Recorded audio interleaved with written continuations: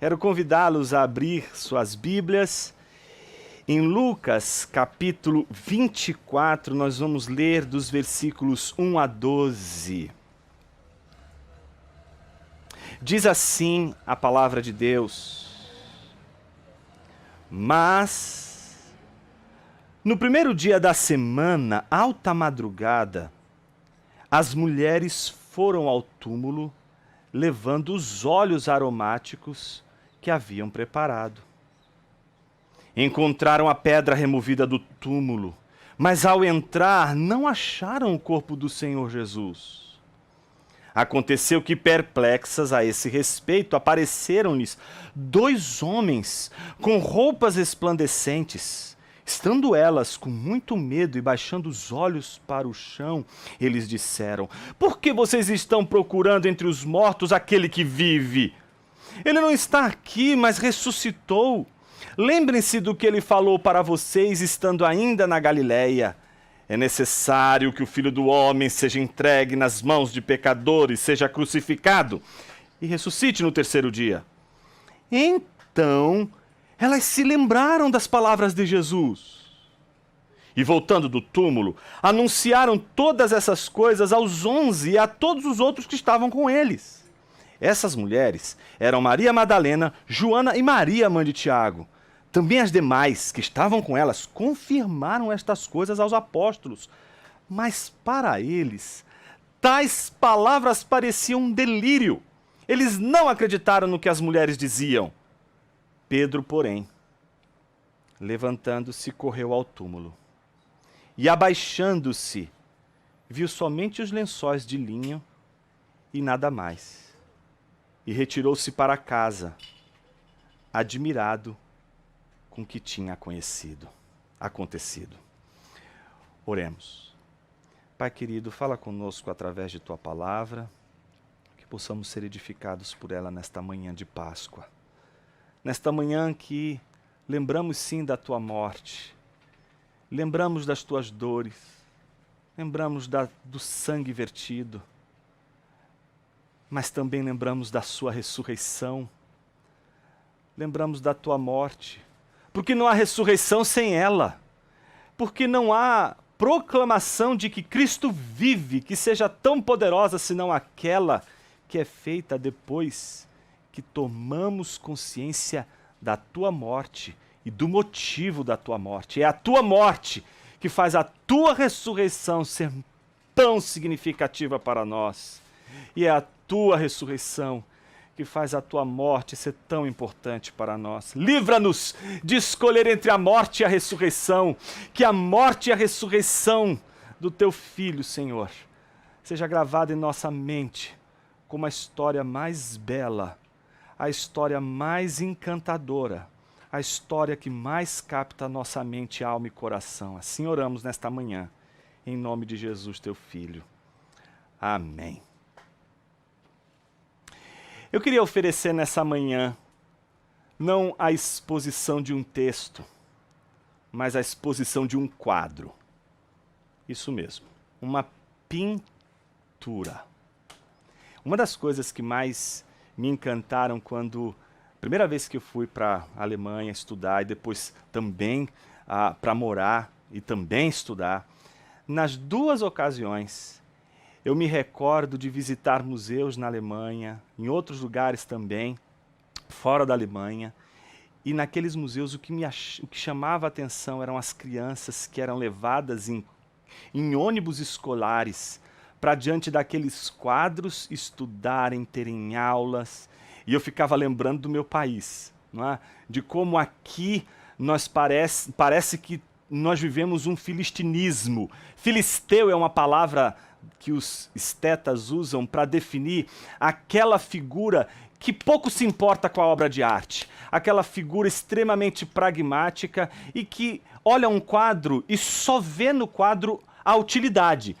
Não é? Ou ele é útil para ilustrar alguma coisa, ou ele é útil para enfeitar um ambiente, mas não consegue perceber como um quadro pode nos comunicar algo. Isso me lembra o depoimento do C.S. Lewis, que cresceu numa casa onde não havia, em um lugar onde não havia bons quadros para ver. Então sobrava para ele os livros e as ilustrações dos livros.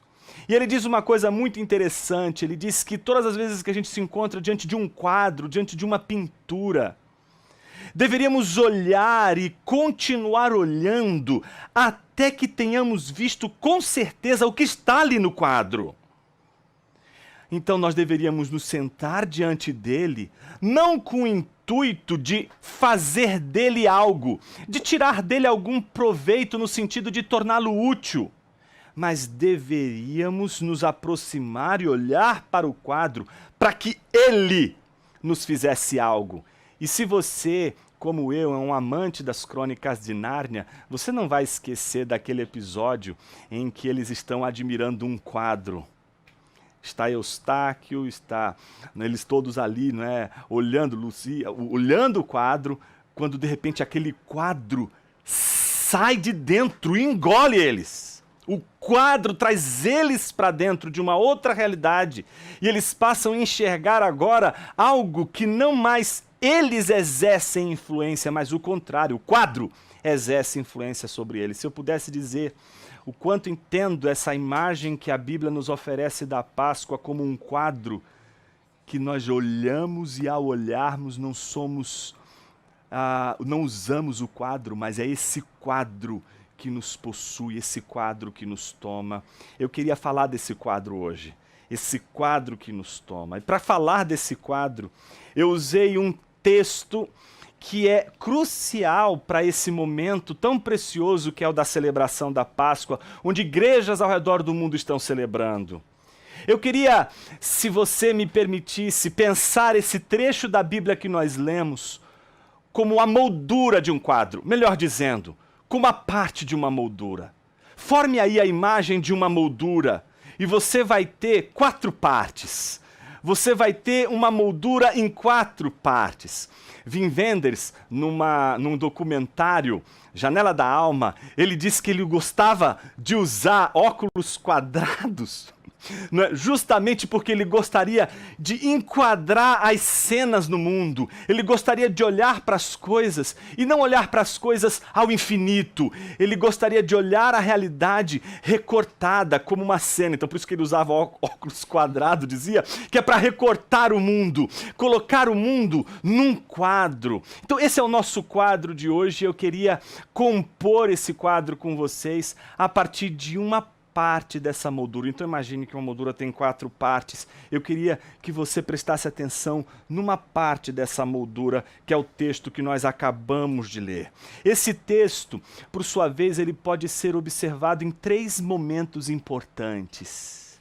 O primeiro momento vai do versículo 1 ao versículo 3 e nos apresenta o túmulo vazio. Os versículos 4 a 8 nos representa aí o segundo momento dessa passagem em que nós encontramos a perplexidade das mulheres e ao mesmo tempo o relato dos anjos.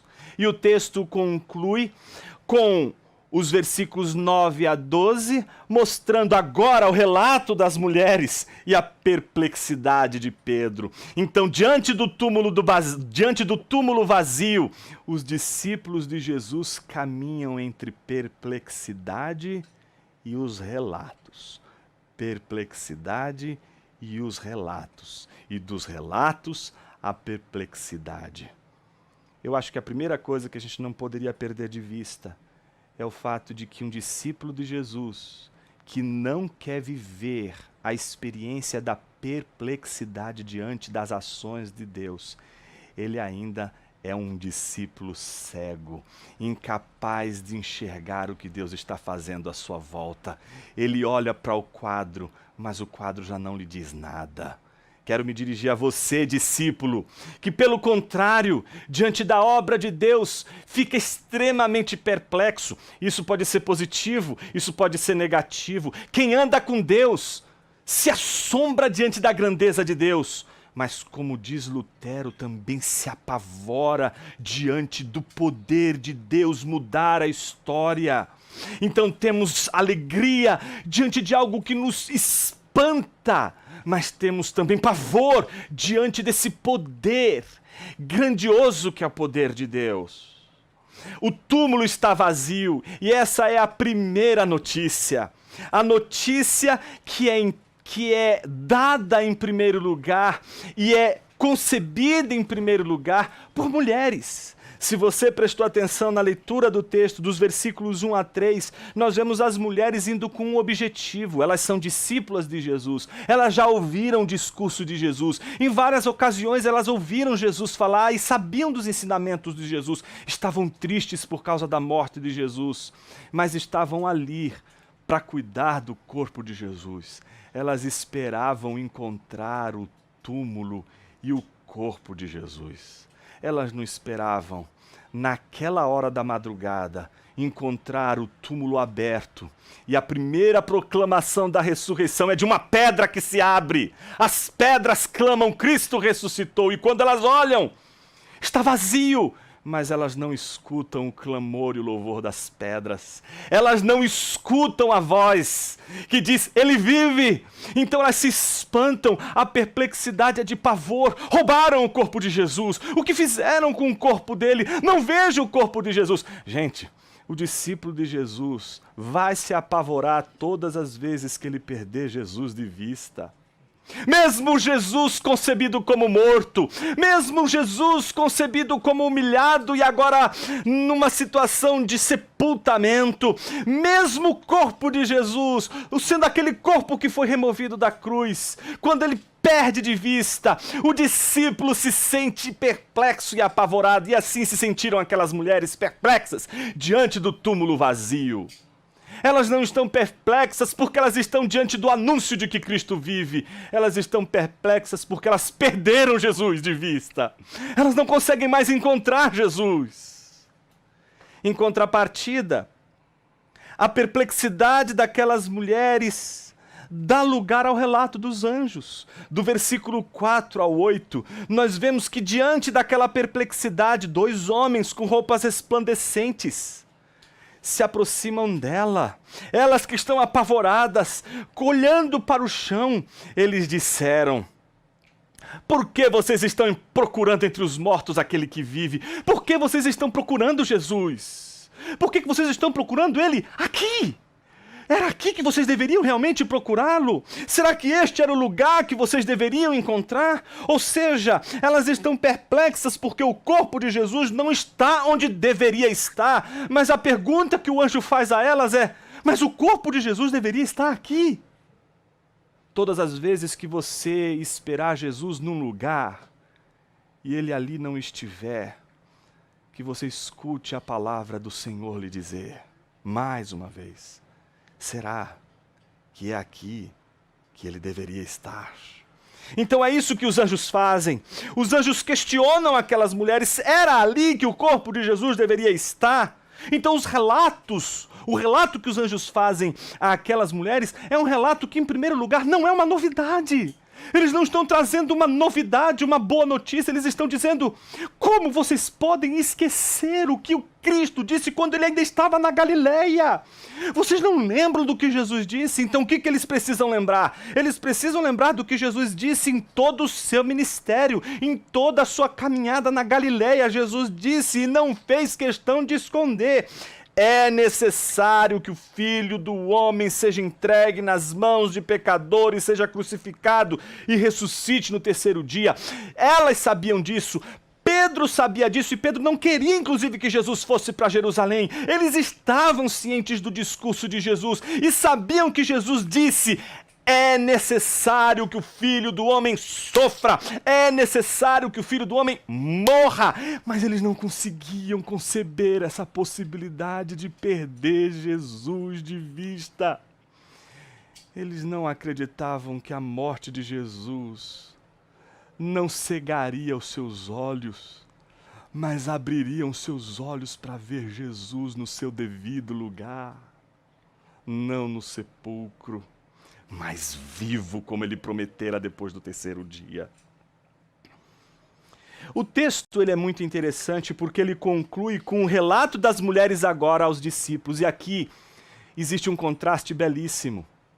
se o relato dos anjos, no contexto de Israel, exerce poder, autoridade, foi um anjo que me revelou.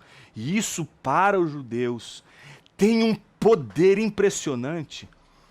O testemunho das mulheres não era da mesma natureza. Se o testemunho dos anjos tem todo crédito, o testemunho das mulheres era um testemunho sempre colocado em descrédito. O testemunho das mulheres não era um testemunho visto como confiável. Isso, inclusive, se torna, entre os estudiosos da ressurreição de Jesus, um dos exemplos contra os liberais que diziam o seguinte: olha, foi a igreja que colocou na boca daquelas mulheres que Jesus ressuscitou. Não, mas se a igreja fosse esperta, ela não colocaria o primeiro testemunho da ressurreição de Cristo na boca de pessoas que nunca, num tribunal, seriam confiáveis em seu testemunho. Escolheriam os apóstolos, escolheriam aqueles que seriam confiáveis, mas a Bíblia nos revela o assombro e a maravilhosa notícia e o testemunho por aquelas que não tinham crédito nenhum. São aquelas que são desacreditadas que trazem a notícia mais verdadeira, mais poderosa de toda a história da humanidade. Mas os discípulos não conseguem acreditar na história das mulheres. Então o relato das mulheres não tem a força que o relato dos anjos tiveram para as mulheres. Para os apóstolos, aquilo não passava de um delírio. Mas Pedro estava desconfiado. Alguma coisa fez Pedro sair daquele lugar e correr para o túmulo. E aí, do relato das mulheres, nós encerramos o cíclico da perplexidade ao relato e do relato à perplexidade. Pedro, porém, levantando-se, correu ao túmulo e, abaixando-se, viu somente os lençóis de linho e nada mais, e retirou-se para casa, admirado com o que tinha acontecido. Agora é Pedro que está perplexo, agora é Pedro que está assombrado, é agora Pedro que se junta às mulheres para dizer: o túmulo está vazio. Mas agora, não só o túmulo está vazio, há em Pedro, há naquelas mulheres ainda uma questão: se ele não está ali, se ali não é o lugar onde ele deveria estar, então onde Jesus deve estar? Eu poderia terminar o sermão agora, e daqui a gente poderia fazer a conclusão e fazer a aplicação de tudo isso, mostrando que o discipulado com Cristo é um discipulado que precisa vir acompanhado da perplexidade que mostra que nós não conseguimos entender a ação de Deus. Achamos que Ele está num lugar quando Ele está no outro. Mas, ao mesmo tempo, são os relatos que vêm das pedras, dos anjos, das mulheres, dos apóstolos, que devem fazer com que a gente procure Jesus, não nos lugares prováveis, não nos lugares que não nos assombram, mas aqueles que vão nos causar mais assombro ainda. Mas você ficaria com uma dúvida que foi plantada desde o início do sermão de hoje, a dúvida do quadro. Provavelmente vocês devem estar dizendo assim: mas Jonas, isso é só uma parte da moldura, eu quero ver o quadro, me mostra esse quadro. Deixa eu te mostrar esse quadro, como Lucas construiu esse quadro. Imagine você que nós temos apenas uma parte dessa moldura. Vamos construir esse quadro de Lucas. Vamos pegar as 4 partes que constituem essa moldura em primeiro lugar. A primeira parte da moldura você vai encontrar em Lucas capítulo 2, versículos 41 a 52. E aí você vai me perguntar: Jonas, o que diz Lucas 2, versículos 41 e 52? É a história do menino Jesus no templo. Se você lembra dessa história, você vai recordar que, como de costume, José e Maria levaram Jesus e seus filhos e saíram de Nazaré e foram para Jerusalém para celebrar a Páscoa. A Páscoa é a celebração da libertação do Senhor, a libertação que Deus concedeu ao povo. Então eles vão celebrar a Páscoa. E depois das festividades, depois de celebrarem a Páscoa, a família de Jesus vai embora, mas só depois de um longo tempo, no meio do caminho, de volta de Jerusalém, eles se deparam de que Jesus não está ali. Essa é a primeira parte da moldura. Jesus não está onde deveria estar.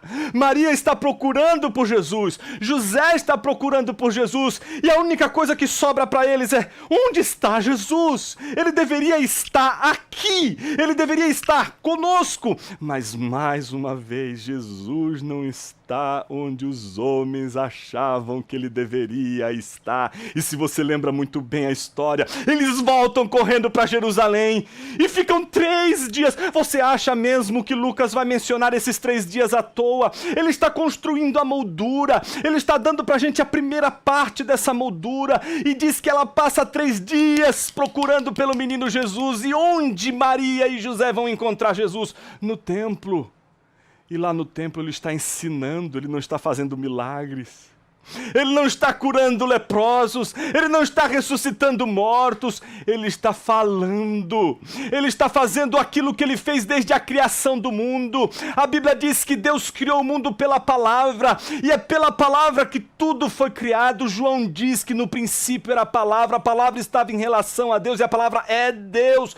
Tudo foi feito por intermédio dele, sem ele nada do que foi feito se fez. Ele, o criador do universo, o mediador de toda a criação, está no meio dos mestres e doutores da lei, está ensinando, e eles estão, como todo homem deve estar diante de Jesus, perplexos com a sua sabedoria, perplexos com a sua palavra.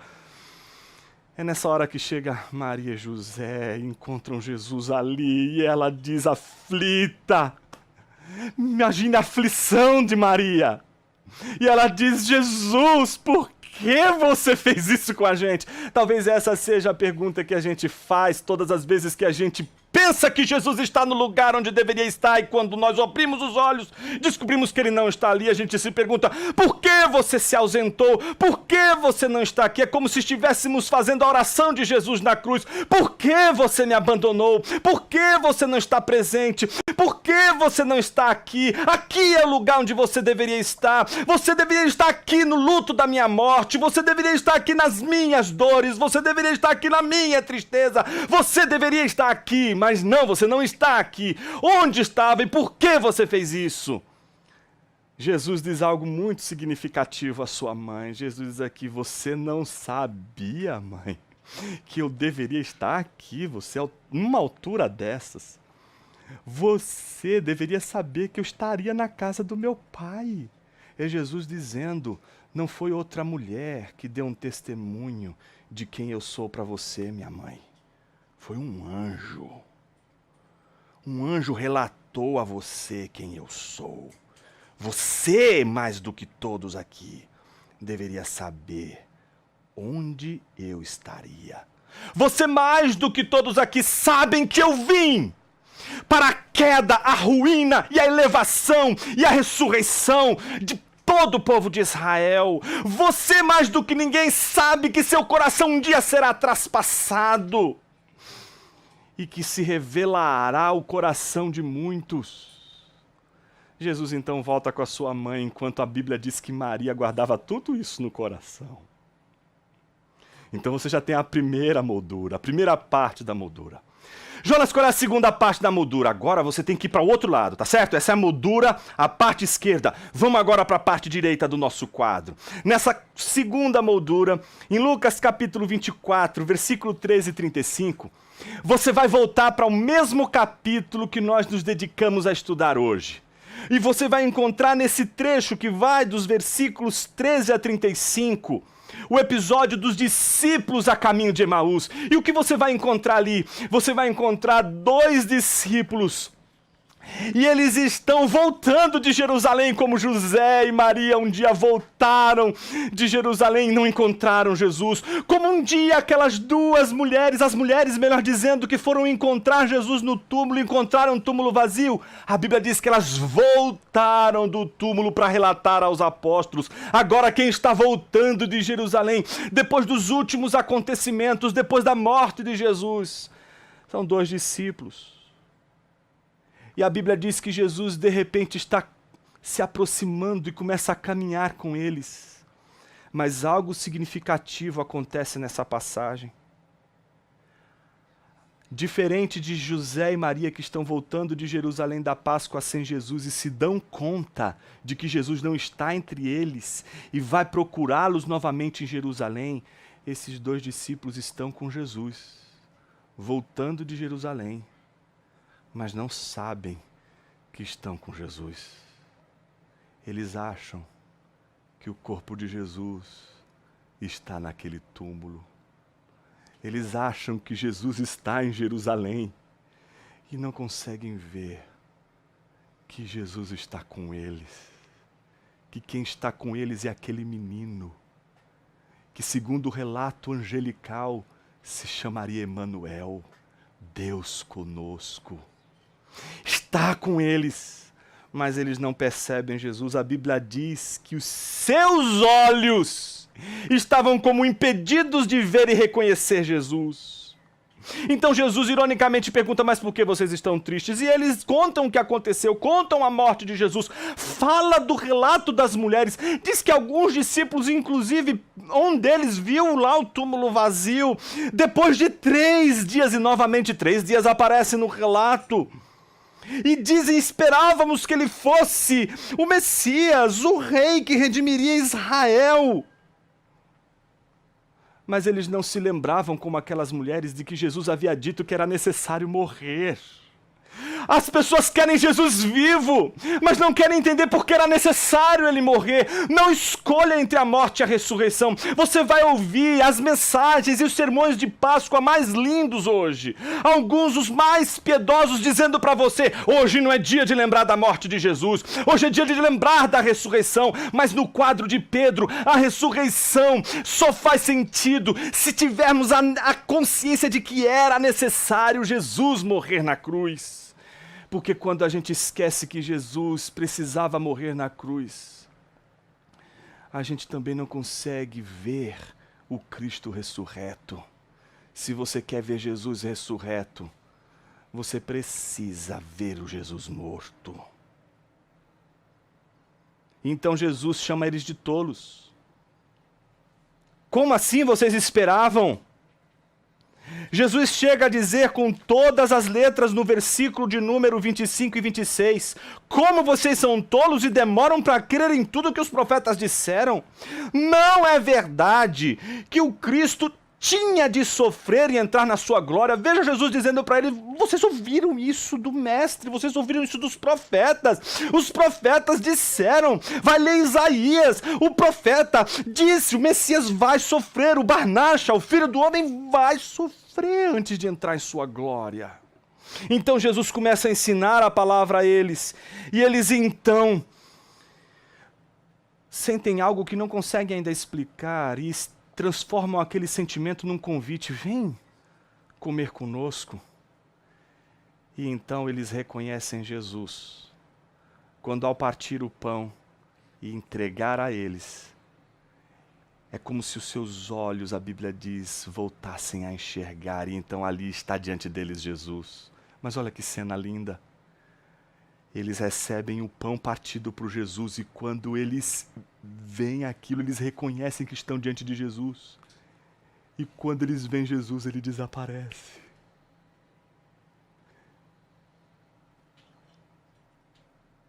A palavra deles é: não ardia o nosso coração enquanto ele falava. O partir do pão representa aqui o fato de que a igreja vai peregrinar se alimentando. A igreja vai se alimentar desse pão que é partido por Jesus, mas que não é partido de qualquer jeito. Jesus não parte o pão como os homens partem. Só ele parte o pão de uma maneira em que ele é reconhecido como Deus. Quando você celebra a ceia, você não celebra a ceia de um mártir, você celebra a ceia de um rei vitorioso sobre o maior de todos os exércitos, o exército da morte. Em contraste com isso, vamos encontrar as duas últimas molduras. Então você já tem a moldura esquerda, você já tem a moldura direita, você já tem a moldura superior. E a moldura superior é exatamente a ressurreição de Jesus no momento em que aquelas mulheres entram e encontram um túmulo vazio. Só está faltando uma cena, a cena que vai completar a moldura, e está exatamente no desfecho do capítulo 24, dos versículos 36 ao versículo de número 49, onde Jesus aparece para os discípulos dizendo: Pai seja com vocês. Eles ficam assustados, perplexos e com medo, porque não tem como você estar diante de Jesus e não ficar perplexo, seja na sua ausência, seja na sua presença. O seguidor de Jesus vai se admirar com a obra de Jesus, ele vendo Jesus ou não. Eles ficaram assustados e com medo, pensavam que estavam diante de um fantasma, e Jesus lhes diz: por que vocês estão perplexos? Por que vocês estão assustados? E por que surgem dúvidas no coração de vocês? Vejam as minhas mãos, os meus pés, que sou eu mesmo, toquem em mim, vejam que é verdade, porque o Espírito não tem carne nem ossos, como vocês estão vendo. Mostrando isso, os discípulos continuam assombrados, mas agora o medo deu lugar à alegria, é um assombro de alegria. Estavam admirados, então Jesus diz: vocês têm aí alguma coisa para comer? Eles agora estão vendo que eles não estão mesmo diante de um fantasma. Jesus tem fome, só que agora não dão para ele fel, não dão para ele algo amargo. Agora ele se alimenta comendo na presença deles. Então ele termina o seu discurso dizendo: são estas as palavras que lhes falei, estando ainda com vocês. Era necessário que se cumprisse tudo o que está escrito a respeito de mim na lei de Moisés. Então lhes abriu o entendimento para compreenderem as Escrituras e lhes disse: assim está escrito que o Cristo tinha de sofrer. Olha o leitmotiv, olha ali o coro dessa canção que se repete o tempo todo. Era necessário que ele sofresse, era necessário que ele morresse. E eles voltam agora nesse coro, a cantar novamente esse coro, dizendo: Cristo tinha de sofrer, ressuscitar dentre os mortos no terceiro dia, e que em seu nome seja pregado arrependimento para a remissão de pecados a todas as nações. Você que está escutando essa mensagem não confessou a sua fé em Jesus, mas sente o seu coração pesar hoje pela morte de Jesus por seus pecados, e se arrepende dos pecados que cometeu e crê que Jesus é esse Salvador. Professe a sua fé em Cristo Jesus hoje, porque todas as vezes que uma boca humana professar que Jesus, aquele que morreu na cruz e ressuscitou no terceiro dia, disser que Jesus é Senhor, encontrará a mesma salvação que todos aqueles que se reúnem hoje para glorificar a Jesus pela sua ressurreição encontraram. Terminamos o nosso sermão com uma pergunta. Jonas, eu vi a moldura toda, mas eu quero ver o quadro. Será que você não sabe onde Jesus está? Onde ele deveria estar? O que você está esquecendo? No dia da ressurreição de Jesus, até mesmo nesse dia, nós podemos esquecer exatamente aquilo que Jesus não queria que nenhum deles esquecesse. E o que está no centro desse quadro está exatamente o capítulo 23, versículos 50 a 56. Havia um homem chamado José, membro do Sinédrio, homem bom e justo, que não tinha concordado com o plano e as ações dos outros. Era natural de Arimateia, a cidade dos judeus, e esperava o reino de Deus. Ele foi até Pilatos e lhe pediu o corpo de Jesus. E tirando-o da cruz, envolveu-o num lençol de linho e o depositou num túmulo aberto numa rocha, onde ninguém havia sido sepultado ainda. Era o dia da preparação. E o sábado, o Shabat, o dia do descanso, o dia em que Deus descansa depois de ter criado os céus e a terra, depois de ter criado o jardim e colocado no jardim um ser humano, depois de ter separado os céus, as estrelas e ter feito toda a obra da criação no 7º dia. Deus descansa. Agora o Rei dos Reis, novamente diante da nova criação, depois dos seus 7 dias de trabalho na Galileia, terminando com a morte da cruz, Jesus descansa no seu sábado. É o sábado do descanso, é o sábado da nova criação. Estamos diante de um novo mundo. O mundo não permanece mais o mesmo depois da morte de Jesus. O cosmo não é mais o mesmo depois da morte de Jesus. Você não é mais o mesmo depois da morte de Jesus. Mas se os seus olhos forem ruins, esse novo mundo não será visto por você. A Bíblia diz que era o dia da preparação e o sábado estava para começar. As mulheres que tinham vindo com Jesus desde a Galileia seguiram José e viram o túmulo. E como o corpo foi colocado ali, então se retiraram para preparar óleos aromáticos e perfumes. E no sábado descansaram segundo o mandamento. O que está no centro do quadro, meu irmão, o que está no centro do quadro, minha irmã, é a nova criação de Deus. É a redenção de todas as coisas para a glória de Deus. Você pode ver esse mundo redimido? Você pode ver o povo de Deus redimido? Se você não pode ver, é porque você ainda é vítima daquele fruto que foi comido desde o Éden e que te cega até hoje. E é por isso que eu termino esse sermão com o coração ao mesmo tempo perplexo, cheio de alegria, mas perplexo e cheio de tristeza. Porque se hoje estivéssemos todos reunidos em nossa igreja, nós todos sabemos o que nós iríamos fazer agora.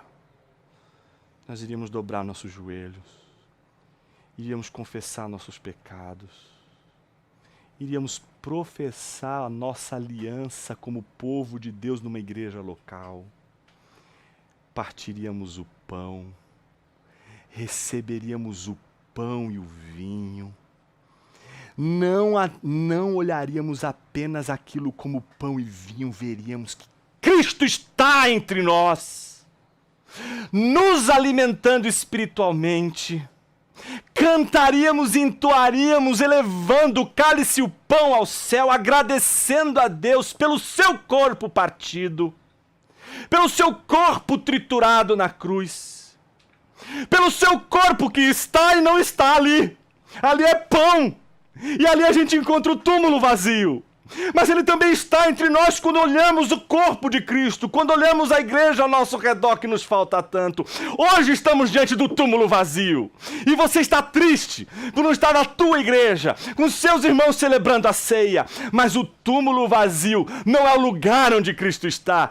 Cristo está vivo. E Ele está onde sua igreja está. Onde você estiver, se você subir aos céus, ali Ele estará. Se você fizer a sua cama no mais profundo abismo, Ele também ali estará. Se você tomar um navio e singrar até o coração dos mares, a mão de Deus o guiará.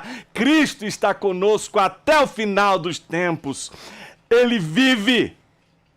Por isso minha mensagem para você hoje é: se curva, não diante do lugar onde você acha que Jesus deveria estar.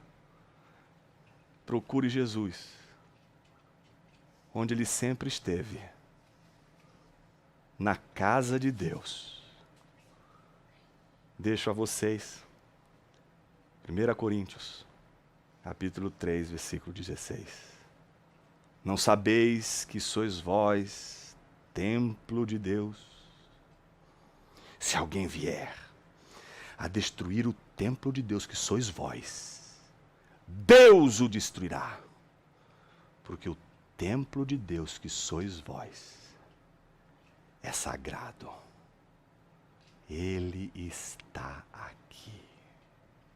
Oremos.